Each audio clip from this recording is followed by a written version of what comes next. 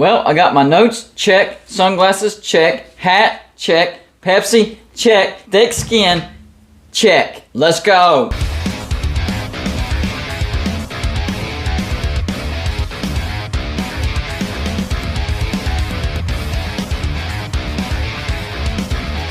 Hey, welcome to Golden Blue Dude, everybody. If you're a college football fan, might as well hit the like and subscribe button because that's all we do over here. Go check out our Patreon page. We call our Patreons the shot callers because that's exactly what they do around here. And when the regular season gets here, our Patreons will get to decide which game we'll live stream, and you'll get to watch with Golden Blue Dude. And the score prediction contest will be coming back. Every week I pick out a game and my Patreons guess the score, and whoever comes closest to the score wins $20 every single week, and you can win as many times as you want. The higher the Patreon, the more guesses you get per week. Cheer, cheer for old Notre Dame. Wake up, the echoes cheering her name. That's right, today we're talking about Notre Dame. They are the next big domino to be pushed over in this crazy conference realignment. Look, we already know Oklahoma and Texas, they're going to the SEC. Done. That's happening. We've recently found out that UCLA and USC are going to the Big Ten. In my opinion, that was even bigger news. That was showing everybody that geography doesn't matter. Conferences will stretch from coast to coast if it means getting the biggest brands and the biggest TV markets. Then yesterday, I heard that Oregon and Washington were applying to the Big Ten pending approval. Well, it's come out that the Big Ten's like, hold on, Oregon, Washington. We're actually waiting on Notre Dame. That's right, the Big Ten wants Notre Dame. Washington might be the one left out of this loop because from what I'm hearing, they're wanting Oregon and Notre Dame to join the Big Ten. And if you don't think that the Big Ten bringing in USC wasn't at least partially motivated by also bringing in Notre Dame, enticing Notre Dame because of that big rivalry, then you're fooling yourself because it absolutely is a part of that motivation. They want Notre Dame. Now, Notre Dame has a lot of people's future in their hand. Number one, the ACC. Listen, if the ACC loses Notre Dame, that's it. That's over. And y'all know me, I've been talking Notre Dame and West Virginia to the ACC for the past, 9-10 months, something like that. And then the past couple weeks, even Notre Dame fans saying Notre Dame was in talks with the ACC to join as a full-time member in 2025. That was starting to heat up. And a lot of people were saying, Golden Blue Dude, that doesn't mean that your prediction is right. They're just going to bring in Notre Dame. The problem with the ACC just bringing in Notre Dame is that actually doesn't give them the power to renegotiate that TV deal. What a lot of people don't realize is Notre Dame joining the ACC before 2036, that's already in the contract. A contract that already exists. So there is no renegotiating a TV deal. So if you just bring in Notre Dame, you're just splitting the pie even more. So the other teams in the ACC are making even less money. So ACC fans, you actually need Notre Dame to come in with a partner. That's the only way you have the power to renegotiate that terrible, terrible TV deal. Now, the good news is the grant of rights and the buyout is pretty ironclad. I mean, it's a massive, massive buyout to get out of the ACC. But we're talking super conferences, so that might not be a big deal either. But for Notre Dame, if they don't join the ACC, that means it's over for the ACC. Maybe you can hang on to your big brands because of the grant of rights for a little bit longer. I don't know. But as far as the extended future, that's it. You're done. It's over. Now, in the past, Notre Dame has given a firm no to the Big Ten, but things have changed. Let's face it, this college football is not the same as what it was 20 years ago, even 10 years ago. Things have changed. Notre Dame could most certainly join the Big Ten. They could also keep that NBC TV contract, keep that money all to themselves, join the Big Ten, and get a big slice of a big pie. Things are not looking good for the ACC. And if Notre Dame does indeed join the Big Ten, that means West Virginia is most definitely not joining the ACC. Not going to happen. They will stay in the new Big 12.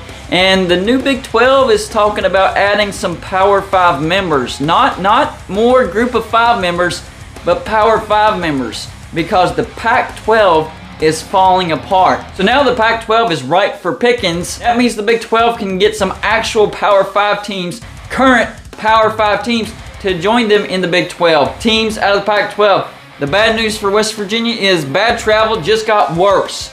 Yes, adding Cincinnati and UCF helps a little bit, but then you add 4 more teams from out west, that's even further out west.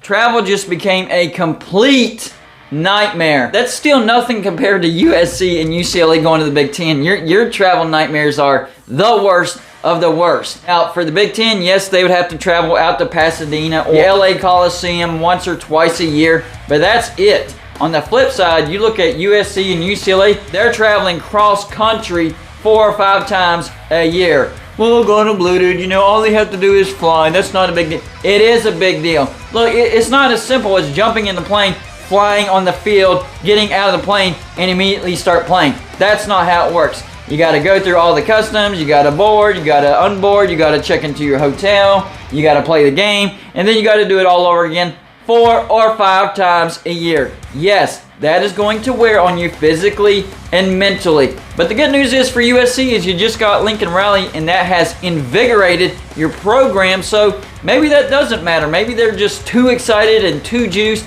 and that just doesn't matter. And UCLA, they're actually on the rise as well. People are not talking about UCLA. I'm trying to get people to talk about UCLA because Chip Kelly's doing a pretty good job at UCLA as well. Now, they don't have as much buzz around them as USC because of the Lincoln Riley house, but UCLA is definitely on the rise right now. See, what's happening right now is the SEC and the Big Ten, they are in an arms race right now. And I would say at minimum, they want to get to 24 teams. So the SEC has went out and got Oklahoma and Texas. That bumps them up to 16. That still leaves 8 spots. And then for the Big Ten, they've went out and gotten UCLA and USC. That bumps them up to 16 teams. That leaves 8 spots to them. Now, I don't think they're going to do it all at once. I think it's going to be a year-by-year thing.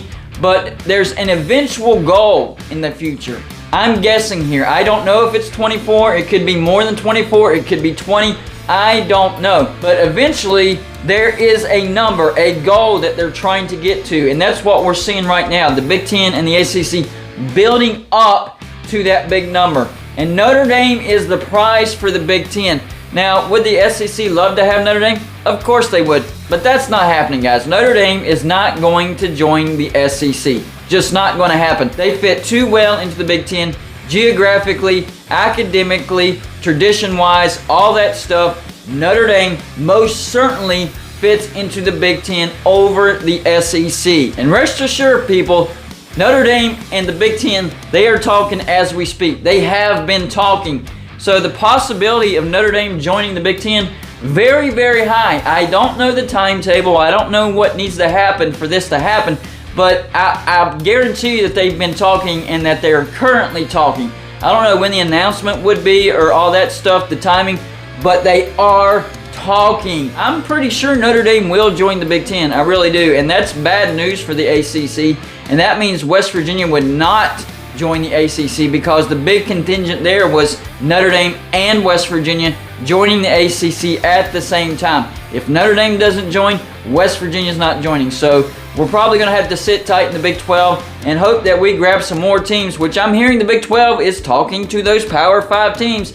Yes, that is more horrible traveling for West Virginia, but hey, at least we would be in a stable conference, and eventually this could turn into a 3 super conference deal where the Big 10 and the SEC, they keep adding, and the new Big 12 basically gets the leftovers. So the new Big 12, we could get a Utah, Colorado, Arizona, Arizona State. Still good brands, but still technically leftovers. I don't think we would grab Washington State, Oregon State, Cal, and Stanford, although, you know, anything's possible.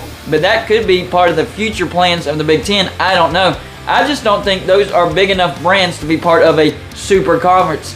Then out of the ACC, the leftovers, not so bad. You'd have maybe a Georgia Tech, a Pitt would be a leftover.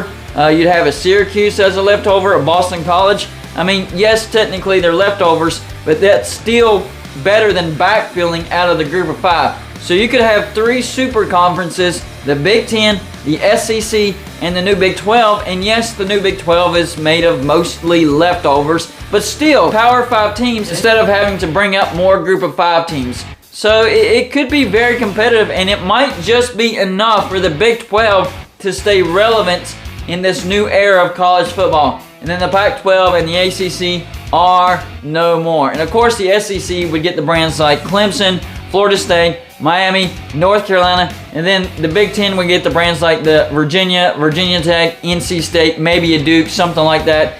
but they also could get a few names out of the Big 12, like a Kansas State, maybe Iowa State or Oklahoma State. But I think for the most part, what we see in the new Big 12 is going to remain. And all of this, everything that I'm talking about, hinges on Notre Dame. Because if Notre Dame doesn't join the Big 10 and they decide that they actually do want to join the ACC, then they would bring West Virginia along with them. They would renegotiate that TV deal, and boom, the ACC is stable again, and maybe they're in a position to pick off the new Big 12. All this comes down to Notre Dame. Wherever Notre Dame goes, the place where they don't go is going to get hurt. Now, technically, it doesn't hurt the Big 10, but it doesn't solidify them, and it doesn't jeopardize their future. But if Notre Dame doesn't choose the ACC, they're done. It's as simple as that, ACC fans. If Notre Dame doesn't join the ACC full-time as a football member, you're done. It is over. And that's okay for the big brands because you're going to have a nice landing spot in either the SEC or the Big 10. But you lower brands, it's actually not so bad for you as well. You probably have a landing spot in the new Big 12. So don't worry. I know we have a lot of conference homers these days, but you're just going to have to get over yourself because this is a new day and age in college football. Y'all let me know in the comments section what you think about this situation. Notre Dame controlling the future of the Big 12, West Virginia, and the ACC. And which possibility do you think will happen? That's all I got for you for this show. Like and subscribe if you haven't already, and I'll see you on the next show.